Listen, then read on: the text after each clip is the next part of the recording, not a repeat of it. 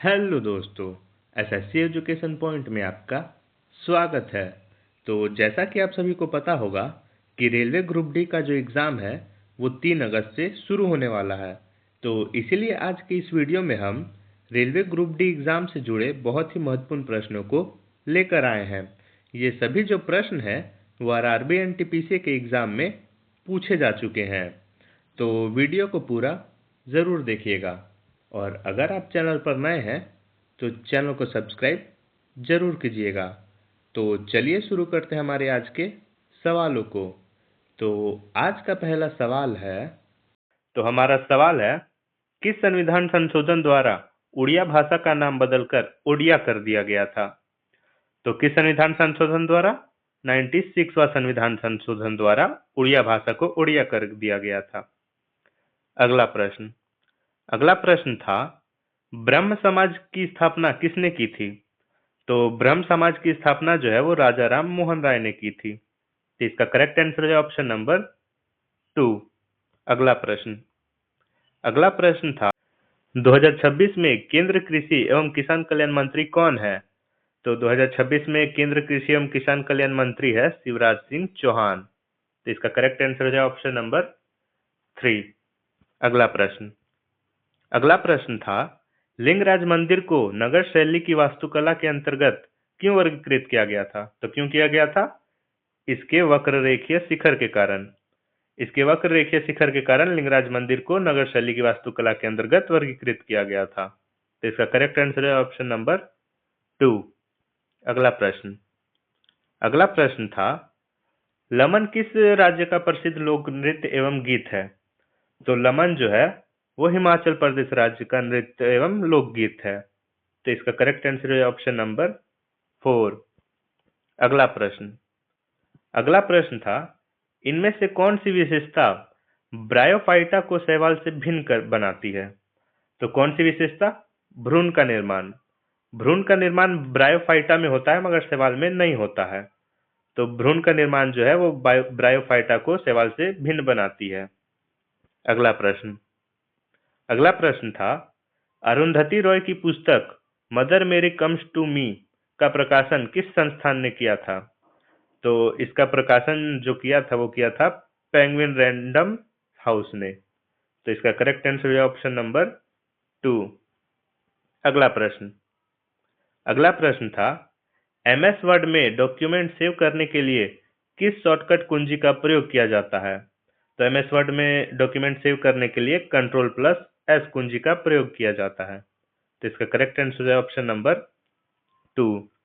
अगला प्रश्न है, कंप्यूटर को रिस्टार्ट करने से क्या तात्पर्य है? तो कंप्यूटर को रिस्टार्ट करने का तात्पर्य है कंप्यूटर का स्वचालित रूप से पावर ऑफ होकर पुनः ऑन होना। तो इसका करेक्ट आंसर है ऑप्शन नंबर 2। अगला प्रश्न है, भारत के बाहर जन्मे बच्चे को भारतीय नागरिकता प्राप्त करने के लिए भारतीय दूतावास में कितने समय के भीतर पंजीकृत कराना अनिवार्य है? तो भारत के बाहर जन्मे बच्चे को जन्म के 1 साल के भीतर भारतीय दूतावास में पंजीकरण कराना अनिवार्य है। तो इसका करेक्ट आंसर है ऑप्शन नंबर 2। अगला प्रश्न है, निम्नलिखित में से कौन सा प्राथमिक प्रदूषक नहीं है? तो कौन सा प्राथमिक प्रदूषण नहीं है? तो ओजोन जो है वो प्राथमिक प्रदूषण नहीं है, यह द्वितीयक प्रदूषक में आता है और बाकी सब जो है वो प्राथमिक प्रदूषक में आते हैं। तो इसका करेक्ट आंसर है ऑप्शन नंबर 3। अगला प्रश्न है, इनमें से कौन सा पुरस्कार विज्ञान और प्रौद्योगिकी के क्षेत्र में दिया जाता है? तो कौन सा पुरस्कार? शांति स्वरूप भटनागर पुरस्कार को विज्ञान और प्रौद्योगिकी क्षेत्र में दिया जाता है। तो इसका करेक्ट आंसर है ऑप्शन नंबर 2। अगला प्रश्न है, निम्नलिखित में से कौन सा एक अजैव घटक है? तो मृदा जो है वो अजैव घटक है और बाकी सब जैव घटक है। तो इसका करेक्ट आंसर है ऑप्शन नंबर 2। अगला प्रश्न है, भारत में वर्तमान में सबसे अधिक किस प्रकार की खेती की जाती है? तो वर्तमान में भारत में सबसे अधिक खेती की जाती है गहन निर्वाह खेती। तो इसका करेक्ट आंसर है ऑप्शन नंबर 2। अगला प्रश्न है, भारत किस वर्ष में शंघाई सहयोग संगठन एससीओ का पूर्ण सदस्य बना? तो किस वर्ष में भारत शंघाई सहयोग संगठन का पूर्ण सदस्य बना? तो 2017 में। 9 जून 2017 में भारत जो है एससीओ का पूर्ण सदस्य बना। तो इसका करेक्ट आंसर है ऑप्शन नंबर 2। नेक्स्ट क्वेश्चन है, सीपीयू में कंट्रोल यूनिट का प्राथमिक कार्य क्या होता है? तो सीपीयू में कंट्रोल यूनिट का जो प्राथमिक कार्य है वो है निर्देशों को डिकोड और नियंत्रित करना। तो इसका करेक्ट आंसर है ऑप्शन नंबर 2। अगला प्रश्न था, राज्य के नीति निर्देशक तत्व में मुख्य रूप से किस प्रकार का न्याय सुनिश्चित करता है? तो राज्य का जो नीति निर्देशक तत्व है वो मुख्य रूप से सामाजिक और आर्थिक न्याय का सुनिश्चित करता है। तो इसका करेक्ट आंसर है ऑप्शन नंबर 2। अगला प्रश्न है, हड़प्पा सभ्यता की नर्तकी की मूर्ति किस सामग्री से बनी थी? तो हड़प्पा सभ्यता के नर्तकी की जो मूर्ति थी वो कांस्य से बनी हुई थी। तो इसका करेक्ट आंसर है ऑप्शन नंबर 3।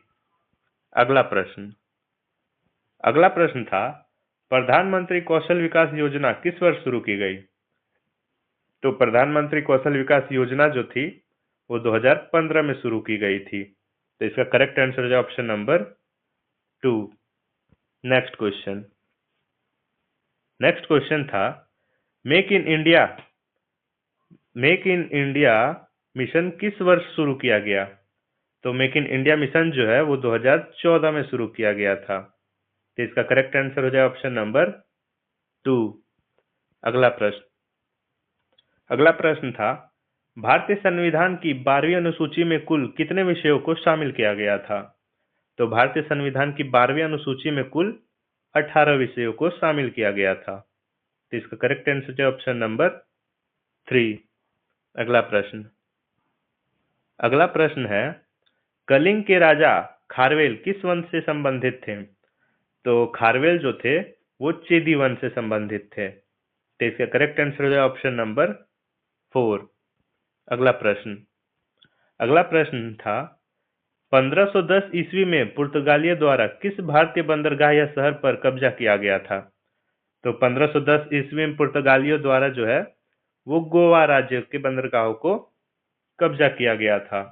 तो इसका करेक्ट आंसर है ऑप्शन नंबर 2।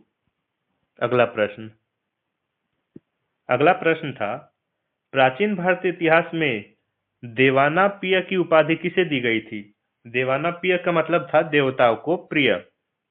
तो प्राचीन भारत में देवानापिय की उपाधि जो है वो सम्राट अशोक को दी गई थी। तो इसका करेक्ट आंसर है ऑप्शन नंबर 3। अगला प्रश्न था, प्रधानमंत्री नरेंद्र मोदी द्वारा धरती आबा जनजाति ग्राम उत्कर्ष अभियान की शुरुआत कब की गई?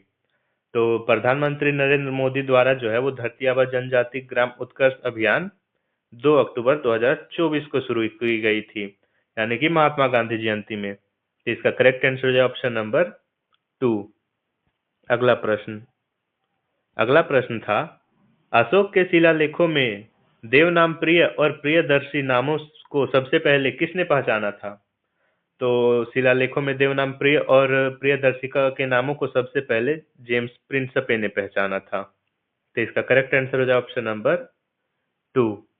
अगला प्रश्न है, 2025 में 68वां राष्ट्रमंडल संसदीय सम्मेलन कहाँ आयोजित किया गया था?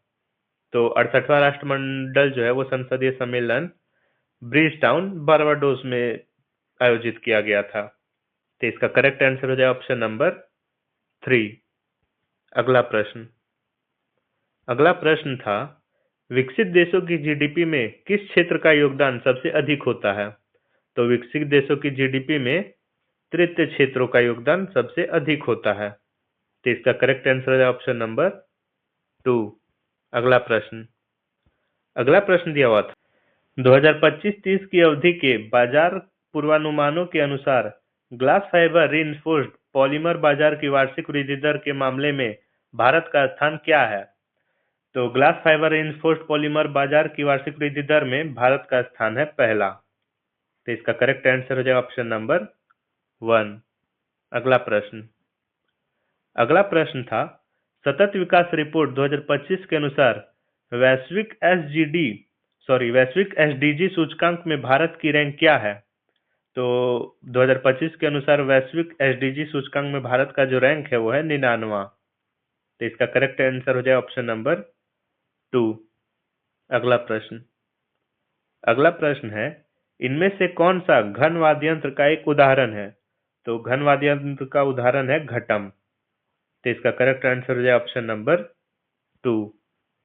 अगला प्रश्न है, निम्नलिखित में से किस पुर्तगाली गवर्नर ने ब्लू वाटर पॉलिसी शुरू की थी? तो किस पुर्तगाली ने ब्लू वाटर पॉलिसी शुरू की थी? फ्रांसिस्को डी अल्मेडा ने। तो इसका करेक्ट आंसर हो जाए ऑप्शन नंबर 2। अगला प्रश्न दिया हुआ था, निम्नलिखित में से कौन सा उपकरण इनपुट और आउटपुट दोनों के रूप में काम करता है? तो इनपुट और आउटपुट दोनों के रूप में काम करता है टच स्क्रीन। तो इसका करेक्ट आंसर है ऑप्शन नंबर 3। अगला प्रश्न था, राज्य के नीति निर्देशक तत्वों के तहत कौन सा अनुच्छेद ग्राम पंचायत के संगठनों का उल्लेख करता है? तो ग्राम पंचायत के संगठनों का उल्लेख करता है अनुच्छेद 40। तो इसका करेक्ट आंसर है ऑप्शन नंबर 2। अगला प्रश्न था, 103वें संवैधानिक संशोधन अधिनियम 2019 के माध्यम से शैक्षणिक संस्थानों में ईडब्ल्यूएस के लिए 10% आरक्षण किस अनुच्छेद के तहत प्रदान किया गया? तो ईडब्ल्यूएस को 10% आरक्षण जो है वो अनुच्छेद 15 का क्लॉज 6 में प्रदान किया गया है। तो इसका करेक्ट आंसर है ऑप्शन नंबर 3। अगला प्रश्न था, भारत में शीत मरुस्थल किस राज्य या केंद्र शासित प्रदेश में स्थित है? तो भारत में जो शीत मरुस्थल है वो लद्दाख में स्थित है। तो इसका करेक्ट आंसर हो जाए ऑप्शन नंबर 2। अगला प्रश्न, अक्टूबर 2024-25 में उच्च स्तरीय हस्ताक्षर समारोह के अंत तक कितने देशों ने यूएन साइबर अपराधों कन्वेंशन पर हस्ताक्षर किए? तो कितने देशों ने? 72 देशों ने यूएन साइबर अपराधों कन्वेंशन पर हस्ताक्षर किए। तो इसका करेक्ट आंसर है ऑप्शन नंबर 3। अगला प्रश्न था, निम्नलिखित में से किस केंद्र शासित प्रदेश में अपनी चुनी हुई विधानसभा है? तो किस केंद्र शासित प्रदेश में अपनी चुनी हुई विधानसभा है? तो दिल्ली में। तो इसका करेक्ट आंसर हो जाए ऑप्शन नंबर 1।